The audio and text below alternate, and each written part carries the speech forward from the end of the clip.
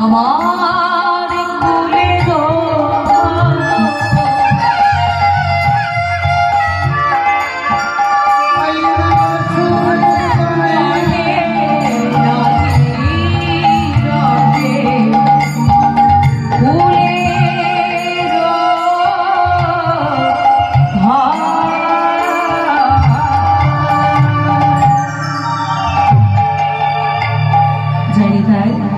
এতক্ষণ আমরা ছিলাম শ্রীধাম নবদ্বীপে, এবার আমরা যাবো মধুময় শ্রীধাম বৃন্দাবনে। কে কে যাবেন বৃন্দাবনে হাত তুলুন দেখি। সবাই মিলে এই মাত্র কয়েকজন যাবেন, সামনে যারা বসে আছেন। হ্যাঁ শুনুন, দূর দেশে যাত্রাকালে সঙ্গে কিছু পাথেয় নিতে হয়। পাথেয় কি? টাকা পয়সা নিতে হয়। হ্যাঁ কেন?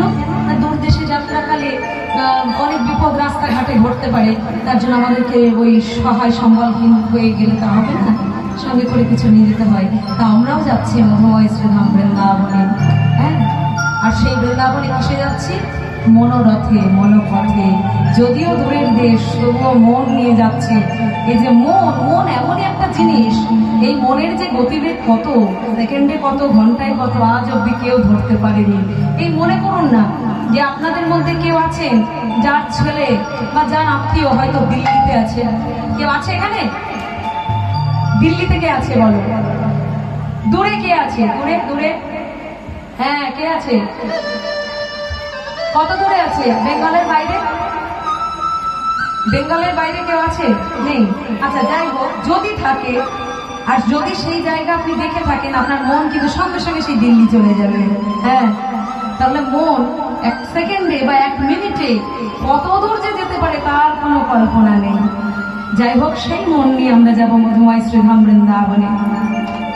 সবাই মিলে বলুন, মেরা মন পঞ্ছি बोले, मेरा मन पंछी बोले, उड़ वृंदावन जाओ। আমার মন পাখিটা বলে আমি উড়ে বৃন্দাবন যাব। আর কি করব? মেরা